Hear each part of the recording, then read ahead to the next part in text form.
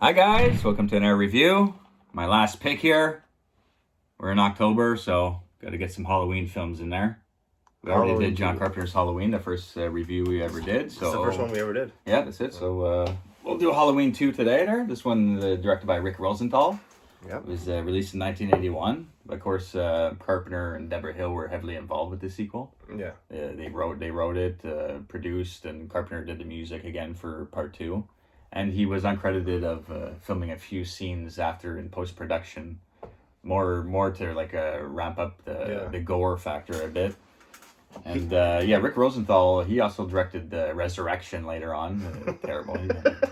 I mean, he does a decent job though with this. You know, it has the similar feel, but I'm pretty sure Carpenter's, because he was producing everything, had a huge say in. Sure. The way it should look and feel and everything. And well, didn't Carpenter not even want to do a sequel to Halloween? No, of course he wanted not. to do like separate ones, like every year or a different. Well, thing, no, right? that happened after in part 3, but for part 2, he didn't want anything to do with it because we certainly didn't want to direct it, But because the first one was such a big success, but they hardly got paid for that movie. Yeah. They created a masterpiece, but they didn't rake in all the fucking benefits, So in order to really start getting some big pays off something they created, they were forced into doing part 2 for the paycheck. And then in part 3, after he's dead in part 2 at the end, and then he wanted to do that's it. A different Halloween story. But we'll get into all that in Halloween 3. But this one, it didn't have the numbers like at the box office as part 1, but it had a much bigger budget at $2.5 million, as opposed to $320,000 for the original. And it made $25 million at the box office, back in 81. Pretty decent. No, that's good, especially when tickets back then were like $1 each. Yeah, that's it. You always got to factor in how much tickets, how much it was to go see a movie back then. It wasn't as, was it $15 now? It's like $15 now. It's ridiculous. It's and crazy. If you go see a 3D movie, it's like $25. Especially if you go to like a big theater, like the one we have downtown there, it can be like $20-$25. Yeah, it's true. But I always loved how it continues right from part exactly. 1. So you get a few scenes from part 1. Right in the opening scene where he's in like the laneways walking around, you know what I mean? He's leading into that. I like, love all that. But at the beginning, we're getting the end of part 1. Yes. We see Jamie Lee Curtis. That's right. But when she lifts the mask, they cut out the face this time. I don't know if you noticed that. So because they showed Tony Moran's face in part 1 there, and in part 2 they cut that scene where they show his face.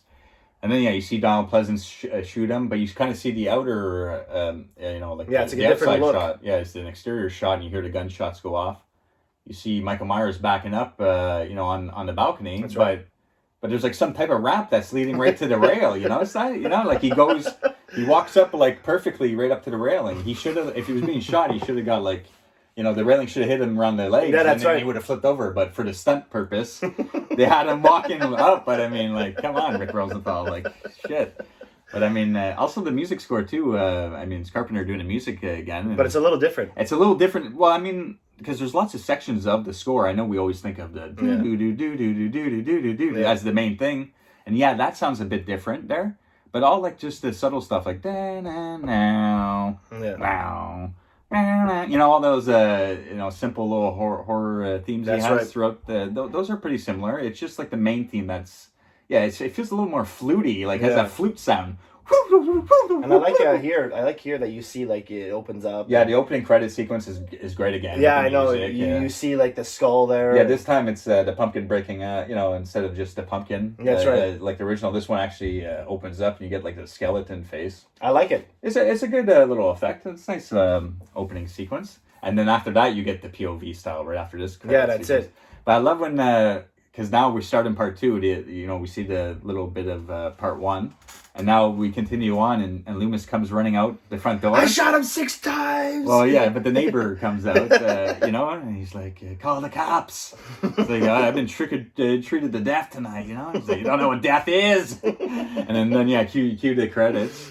And then now we get the POV. I love the way the POV looks in the I like that because that's how part 1 starts. It's almost the same thing. Yeah, but that's the similarities to part 1 for sure. But I love I don't know how it's like panning from side to side in the laneways, and then you get the dog barking, like a little scare scene. But you see Loomis At least that dog gets to live. Yeah, that's true. Yeah, I didn't think about that. Yeah, that dog doesn't die. He doesn't fuck with that dog. No. He's a bit fucked up. He's been shot a couple times. He's just like, this dog can survive for today. I'll come back tomorrow and get it. Yeah, who knows? Or maybe he killed him off camera. But we see Loomis at the end of the laneway. I shot him 6 times. Yeah, that's I shot him in the heart. He's not human. Yeah, I shot him in the heart. I love Loomis, bro. I love it. Yeah. He gives it his all, man.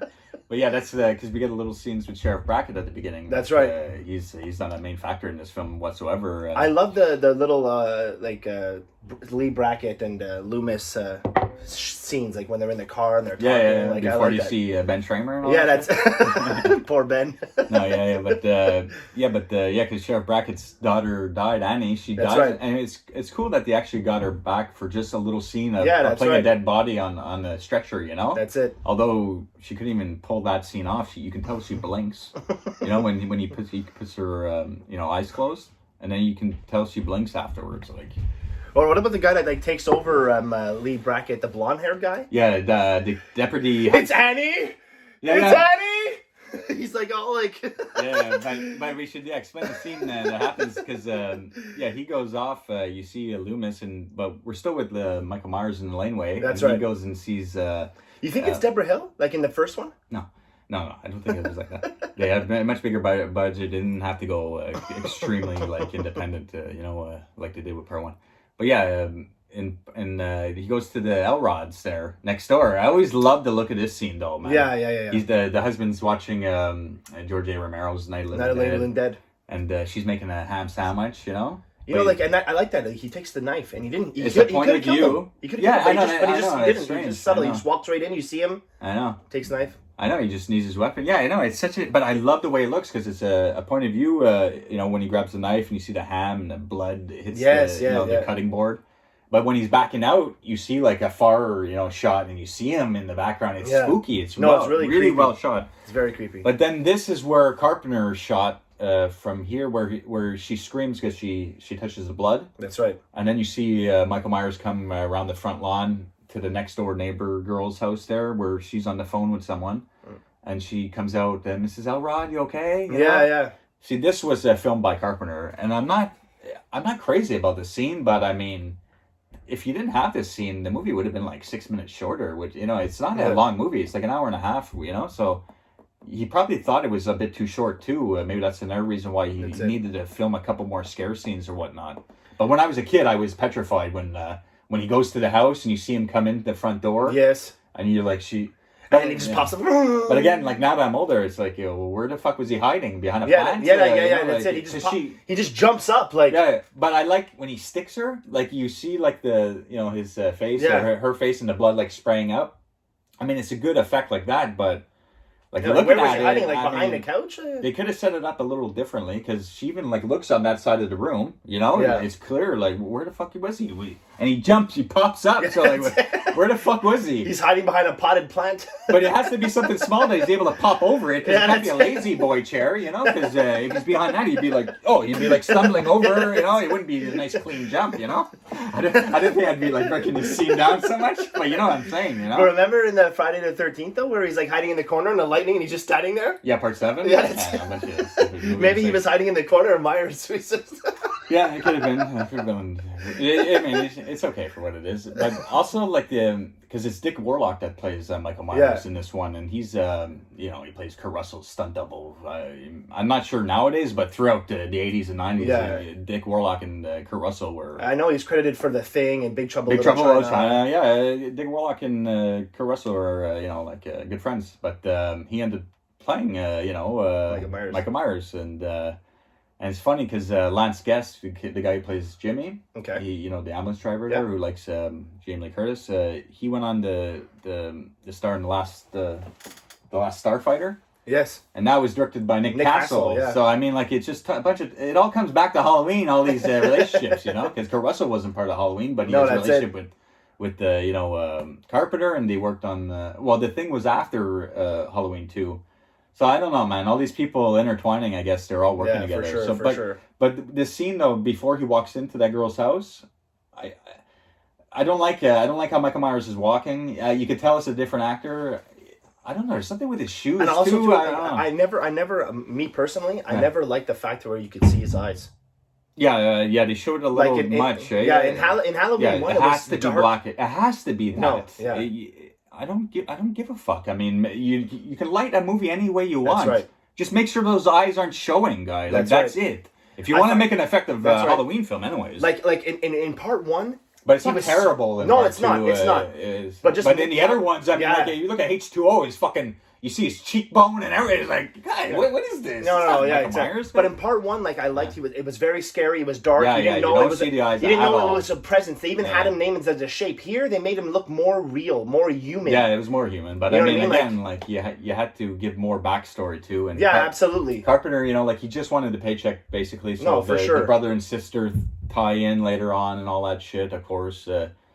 They're still trying to get away from that today. It seems, but even though they're getting away from it, Jamie Lee Curtis still seems to be intertwined with Michael Myers. Like, can't he just Can't he go to a different town or something? Like, but I like how, like you said, Carpenter added that extra 6 minutes in the town. But because I like that, I wish he would have scenes though. I wish he would have went to a couple more houses. You know what I mean? Well, they kind of do that with the Halloween 2018 that's version. Right. I like where that. They copy almost that. I mean, Halloween 2018 is not a hard movie to make as a filmmaker. I mean, if you know the Halloween films, there's so much copied. But I mean, we'll get there when we get there. No, that's it. But so when Loomis is driving with Sheriff Brackett, he thinks he sees Michael Myers there, but it's clearly got white hair, the kid, and he's got a Halloween bag, and he's walking super quick. But fuck, he's ready to shoot him out in the street. Is that him? I don't know. He's and Brackett's like, fuck, come on. He's got his gun caught in the pocket, And then of course the cop comes out of nowhere. He fucking cried, but why is the van parked like that? That's it. The cop didn't see the kid in the street with that white mask. But why did the kid just take the mask off? Well, they say he was drunk. He was loaded, so maybe he was on PCP. He's all fucking he's like, what's this creature? Loomis screaming at. I'm going the other way, and then gets hit by a car and gets burnt. I mean, it looks good when he's burning and all that. Yeah, that's it. And that's when Deputy Hunt says, come with me, Sheriff Brackett. It's Annie. It's Annie. It's Annie. Oh God. But so he sees Annie, and that's when Brackett's kind of out of the movie. But I don't like how he his performance here. Thinking about it, if that was my daughter, bro, he's like, I gotta tell my wife. Yeah. Damn you. You let him out! And he just walks away. You let him out? He's just like... I'd be I wouldn't even be able to move, guy. No. I'd be grabbing someone's gun to blow my fucking head off, and this guy's like, you let him out! And just turns away, and then that's the Sheriff Brackett. And then Loomis is like, I didn't let him out. I didn't. I didn't. Like, it wasn't me. He's all calm. He's like, it wasn't me. Maybe it was this guy. Good thing Brackett takes off there, because Deputy Hunt there, the blonde-haired guy, he doesn't know how crazy Loomis is just yet. Brackett was fed up at Loomis from part 1, and now his daughter's dead, so Hunt, he's a new guy cop to fuck with there. And so I like Hunt, though, this tall blonde cop there. He's funny. But after Ben Tramer, we find out that's Ben Tramer. That's it. Burnt alive there, but... Poor, he won't be going to a problem with Laurie anytime soon. But also, the notable little cameo before he was kind of famous is Dana Carvey. He's in the blue hat, the blue vest. When they pull up to the house, it might be when they pull out Laurie too. Though it's one of the scenes where they're pulling out a body, and you see him. Reporters talk to him, telling him to do this, do that, and he's like, yes, yeah. It's just like a side shot. You don't even know it's him unless someone told you. So that's Dana Carvey, from Wayne's World. But so it's always been funny. But they take Laurie to the hospital, and there's this weird scene where it's a side scene. You see a mom bring her son to the hospital, and he has a razor blade. That's a fucked up scene though. Because the old myth of pin razor blades in the apples. But actually see it in the movie, the razor blade in the mouth. That was it's gross. But when you bring Laurie, because you got Jimmy and Bud here, played by Leo Rossi. That's fucking crazy. Amazing Grace, come sit on my face. He's smoking a joint in and look at this guy just smoking in that fucking lounge. I love this guy. Yeah, he's funny. He's great, Bud. I like Bud in this movie. It's that's kind of like what you would be like at work, just chilling. No, I wouldn't be smoking. Come on, in the lunchroom, I'd be getting fired. But the Dr. Mixter, He's all drunk. Evening, Lori. To pin a needle in her arm. It's actually a real needle going in an arm, though, there, but it's not her arm. Don't let me out. I don't want to go to sleep. I don't want to go. Yeah. Oh, don't worry. He's like, don't worry. This guy's had a few at the country club there, you can tell. Dr. Mixture. what a name, or Dr. Mixter. Fuck. He gets a needle in his eye. I was just going to say that. His death, I love that part. I love that scene. That's my favorite scene in the whole movie. Well done. It's well done. Where he comes out from behind the nurse. But again, they use from part one when he comes out of the blackness with Laurie. That's my favorite scene in the whole movie. Yeah, when it gets a close-up of the temple going in, and it has a far shot of the doctor with the needle in his eye. Yeah. While she's getting it in her temple. It's it's so good. That's a really well done scene. That's my favorite in the movie. There's lots of good scenes in this movie. Right. It just can't capture the original. I'm pretty sure Carpenter had his hands on a lot of those good scenes, though. Yeah, but like if it wasn't Carpenter filming it, it was kind of like copied from the original. Yeah, that whole setup. I don't know if they would even set that up. It's like you said, all you gotta do is just copy. Yeah, just keep copying Carpenter's work, and you'll get somewhere in life. But yeah, so Bud and Jimmy are watching the TV, and the other nurse, she's like, I saw him, and Bud's like, you're full of shit, he didn't escape until last night, or what. So you can, he's just a prick, you can get a good sense of his character. But he's with that other, he's fucking lucky, He's with the other nurse, Karen. Yeah, she's attractive. He goes to the hot tub. What does she want with a fucking guy like that? I don't know. I don't know. Yeah, I'm not sure. It's a small town, I don't know. But before she gets there and all that, and she interacts with him, this is another scene that Carpenter had to go back and shoot because he realized in post-production that there's no way of Michael Myers knowing that she was at the hospital. It's true. So he had to go film that. In that kid with the boombox there. Yeah, the boombox, and Karen is like giving a ride to her friend and all that. I like that scene too when she shows up back at work and she closes the door and you see his face in the rearview mirror. Yeah. It's a cool little scene. But then the kid with the radio bumps into Michael while it's playing on the radio. She's been transported to Haddonfield Memorial. So yeah, he had to go reshoot that scene. That was another scene he did. But what about the speed of Michael Myers walking? What? Though, like for example, you see them in town. Yeah. And he gets there the same time as the car gets there. To be in the but they explained that because she had to bring her friend to her house, and it was 5 minutes that way. And then the time she gets back to work would be 10 minutes. So it's like 10 or 15 minutes. So that gave him enough time to get there. Yeah, I mean, that's the way. I never really put too much thought into that. But you also get the security guard, Garrett. Oh, God. This guy, what an idiot this guy is. Yeah, he's not the... Like, I don't understand. Like, he's looking at all the locks that are unlocked and what he thinks someone's behind the door. No, I know. Like someone locked themselves in. I know. You know what I mean? Obviously, there's nobody in there. I know. It's locked from the outside. So yeah, that's it. I know. It's strange. But why he goes out there is because the phone lines are down. That's right. Jimmy, he keeps going into Jamie Lee Curtis's room, and she had to wear a wig for this movie, by the way. Really? Yeah, that's a wig because she went short, like maybe a year or two after the original, and she's been short ever since. Yeah. So that's an actual wig she wears on, but it's pretty good. Yeah, no, it looks great. Usually you're like, oh, that's a wig, 100%. Yeah. But now that I mention it, I didn't even know. But that's it. Now that I mention it, you'll go watch it. You're like, oh, you see like Puffy. You're like, oh yeah. Especially when she's being chased, you can kind of tell it's a wig. But because she's lying down most of the film, maybe that's why people don't really pick it up. And it's a dark film. When she's being chased, she's going through the dark. She goes down to like the garage area. That's some scary little scenes there. Like I like that boiler room scenes. I don't mind it when he's chasing her, but he's walking way too slow. I mean, they should have filmed it where he was walking faster and couldn't get to her because that's right. He's like walking like a half a foot, each second. And then he gets her. He gets her, and he's like swinging. Like he gets her holding her foot. If he just had a little jump to his step there, he could have actually got her perfectly. No, absolutely. It's just things like that kind of bother me about part two, but and overall, then she gets to the elevator, and they make it seem like he went through that window too. Yeah, what did he walk around? I don't know. Did he climb through the window? Yeah, that's it. They don't really explain all that. Yeah, I think he comes from the other door or something. Well, he's walking through the broken glass when she goes into the elevator and he's walking. Yeah, that's true. Because he's walking on the broken glass that she breaks. I guess Michael had to climb through, but they climbed through the window. They didn't want to show him climbing. It wouldn't be scary. You see Michael Myers like struggling to get through the little window. It's true though. Because he ends up walking on the glass that she breaks, so obviously he passes by that same area probably. Yeah, but I mean, whatever. That's all the end stuff there. But yeah, so Garrett gets Janet on that big walkie-talkie, and he goes out to see what the problem is, and they have a generic stupid scare with the cat coming out of the garbage. And it was done typical in Friday 80s little scare. Yeah, especially at that time in Friday 13th, the same year in 81, part 2. Did the cat through the window at the beginning when the mom's head's in the fridge. I mean, these cat scares just like, guys.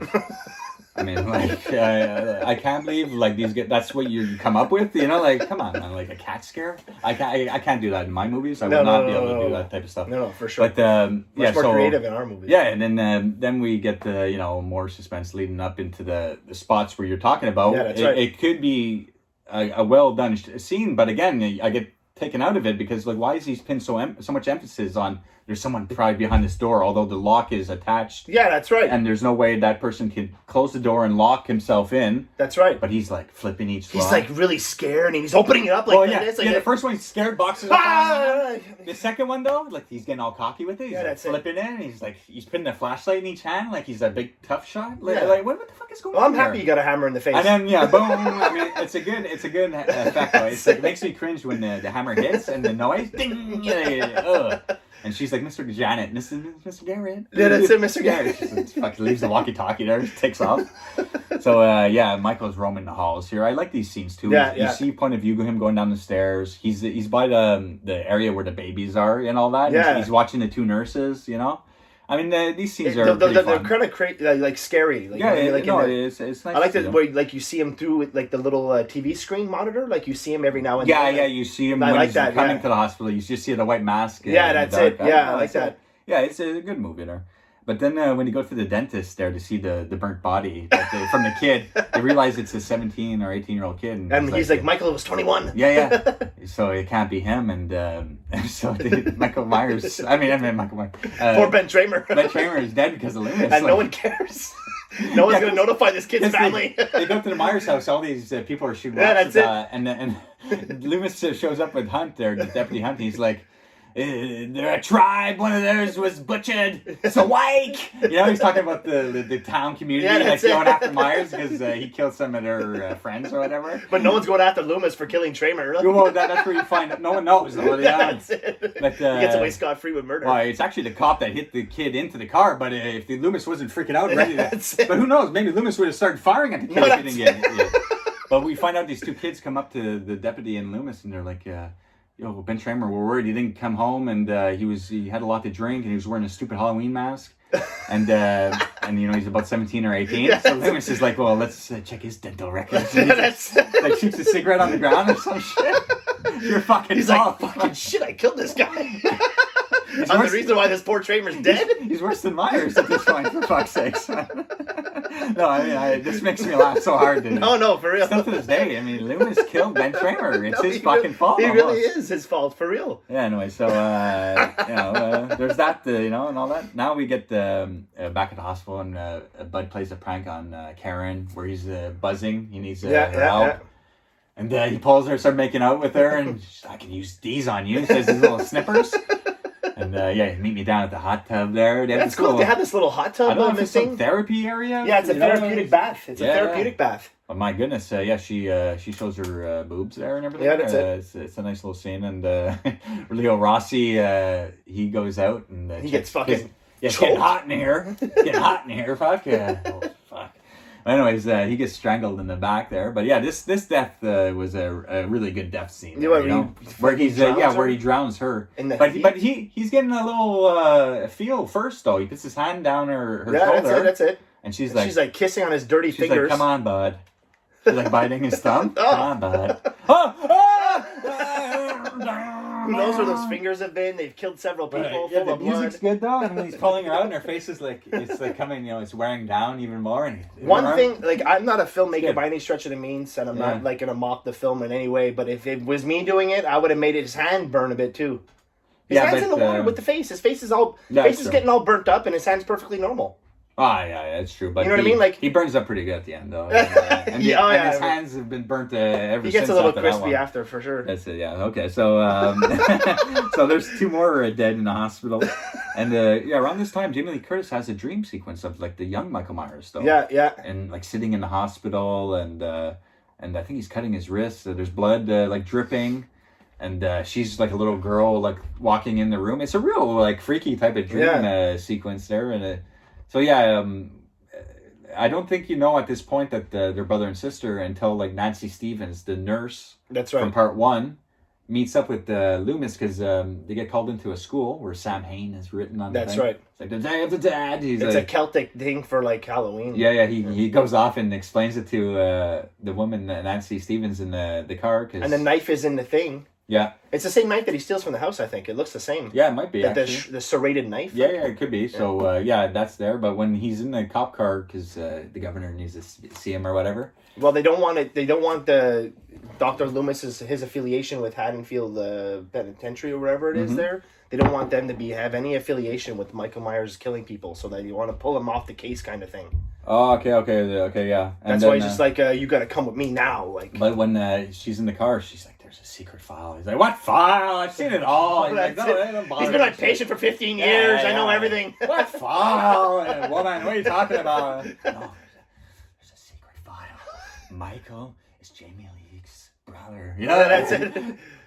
What? Can't you see what he's doing? He killed one sister 15 years ago. He's come back again to do it, finish off the job. It all makes sense now. Turn around. He's just like, "What do you do when you get held up?" He shoots him out the window, fucking fires a bullet. This news is driving fucking Loomis over the edge. Firing shots in the cop car. He's killing fucking Tramer. He's got his gun. Like, who even gave this psychiatrist a gun? He shows in, I think, part 1, he got his permit. That's easy, I got a permit for this. Yeah, but you don't have a permit to fucking fire it at people. Oh, yeah, but this is he has to protect Jamie Lee here. He knows, now he knows it's all making sense. Like, he's pulling it out in public to go shoot random people. Like, you have a permit to carry a gun, maybe for a firing range, not to kill people. No, I know. Psycho. Fucking guy. Yeah, I know. But now they're heading to the hospital. But Jimmy is like running around the halls too, looking for help and all that. That's it. Bro, Pamela Susan Shoop there, the nurse. She's that kill scene. That kill scene. I like. Well, you don't see it. You don't see it. But it's eerie because he just sees her. Yeah, that's it. And she's been completely drained of all her blood. Yeah, I like that though. Like you don't see that death, but just the fact that you obviously clearly you know how she died. She looked like she was fucking choked or killed and drained all her blood. All the blood's everywhere. He fell and tripped and hit his head. It's so gross when he like slips in it and knocks himself cold. That's like lying in that blood. And then after you see him in the car there, he's just like... He's all fucked up? Yeah, she's hiding in the car. But what bothered me about the version I've always watched all my life is like I kind of like Jimmy, you know? And they kind of like just like, he knocked himself out and then he gets knocked out in the car, like falls asleep in the... he falls asleep on the fucking horn, you know? And then that was it for Jimmy. But in the... I wish there was just a little more to his character near the end, but in the deleted alternate ending, you actually see Jimmy in the hospital ambulance with Jamie Lee Curtis. Yeah, but it's such a stupid ending where you don't know who's under the thing, and he wakes up and she's all happy and she's smiling. Oh God, it's such a stupid alternate ending. I don't even think I've ever seen it. Honest to God, that's why it says. Yeah, that's why it's never wasn't the theatrical ending. But I mean, they gave Jimmy because you don't know if Jimmy in the theatrical survived. You don't know. Yeah, is he dead? She just lifts him up and puts him back off the thing, and then that's it. But in the alternate ending, there's clarity that he did survive and whatever. But still, I wish they'd done a little more with his. Another thing too that kind of bothered me a bit is, like I said, once again, not mocking the film or anything because it's a great film. But Jamie Lee during the whole time where it's like, beep, you know what I mean? She's looking at the entrance of the hospital. This guy comes from over here. I know. And completely other area. And she's crawling towards the door, and then of course Loomis shows up, the cop and the nurse. She can't scream. Like, there's a few things like, come on, man, you know, like is that? And then of course they close the door, and then how? And why can't she get in? Did they lock it from the inside? And and there's a little, if you go like when the time she's knocking on the door, like help, come, they'll edit back in to the cop walking down the hall. Yeah. And Loomis and with the nurse, but the timing of the cop like turning around, hearing her knock, she was like knocking for like 15 seconds. Yeah. Just little things like that bother me with editing. No, absolutely, absolutely. Her first time she knocked, they should have heard. They should have had the cop It's not like they walked like super far away. I know. But anyways, it's a horror movie. It's still fun, a great horror movie. Absolutely, it's still a decent, one of the better sequels, for horror films. No, for sure. Got a great setting at the hospital. The setting and the filming locations were phenomenal. Still got some of the kills were great. Yeah, there's just a few things that we pointed out that they could have maybe worked on a little more. Like I said, like how did he get over there? Like how? Yeah, now he's at the intersection of the hospital. Yeah, he's at the intersection of the hospital. Like, you know what I mean? Outside. I think because they saw that red light over there, and they're like, "Oh, it looks cool if we get the red light." Yeah, that's it. So now he's outside, but over here now, like. He runs that fucking place. He's out. He knows all the. He knows all the ins and outs of the hospital. This guy. Oh yeah, but I forgot to kill. I think my favorite kill is the nurse that's wearing the clogs shoes there, and she comes back in, and before Jamie Lee gets chased by Michael. She gets fucking picked up with the scalpel from the back, and her shoes plop off. Yeah, and I like that. I love that kill. I mean, that's your favorite kill? I think out of this movie, it might probably my favorite. That's kill. My number 2. What's your favorite? My number 1 is the nurse in the doctor's office with the thing. Yeah, I know. I know. Just they're because both good. How he comes out of the darkness, I love that. No, I know. They're both really good. Yeah. But I love the little effect of the scalpel and her shoes falling. That's great too. The noise of the shoes in the ground. I mean, it's a nice touch. A good little thing. But now leading up to the ending, Dr. Loomis with Jamie Lee Curtis. That's right. He shoots Michael when he walks through the glass door. He's just like, he's still breathing. Yeah. No, he's dead. No, he's not. He's dead. That's the cop's throat, of course. Nancy goes and runs the call for help. So it's just Dr. Loomis with Jamie Lee Curtis. He gives her one of the guns. That's right. But it's actually the gun that has bullets in it. His gun, he forgot. Has no bullets. Yeah, he forgot it's not loaded or whatnot. Yeah. But, one little scalpel,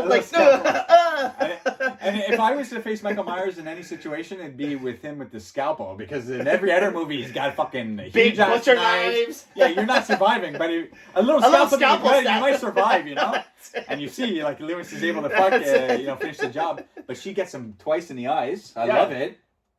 She's a perfect shot. I mean, I love this for ending the movie for all time's sake, but I mean, to have sequels later on where you kind of like you don't kind of like count him being shot in the eyes, because you'd be fucking blind. No, that's it. You'd be blind going around. But I love that effect where it's bleeding blood. That's beautiful. I like it on the cover too, the Scream Factory cover. Love it. That's really good. Yeah. So and then he Dr. Loomis starts turning on the gas. Yeah, that's smart though.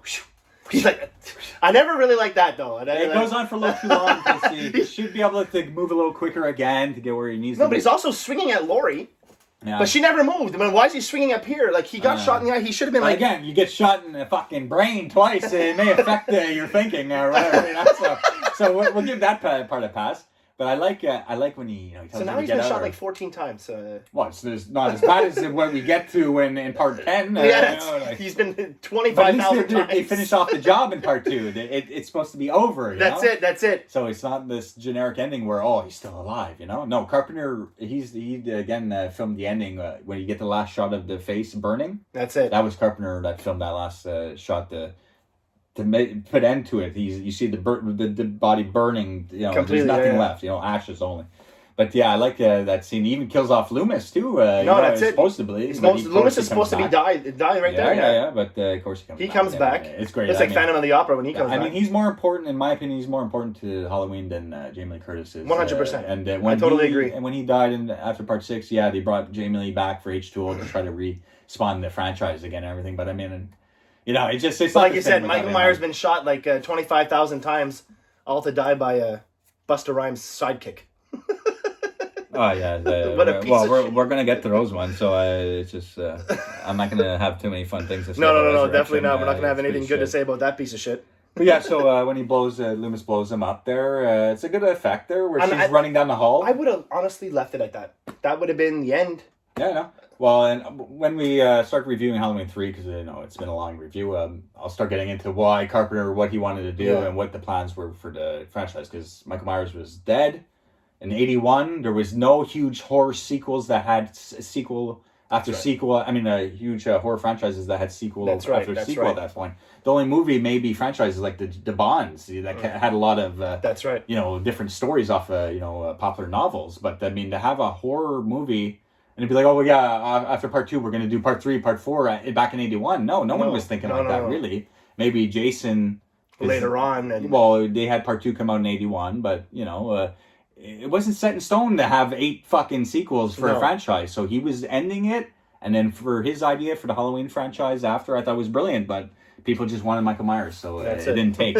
So I mean, yeah. So when we come back, it's going to be the beginning of your picks. That's right. Till then, guys, hope you enjoyed this review. Take care. Take care, Have a great time. Bye. Thank you. You're gonna get it, bitch.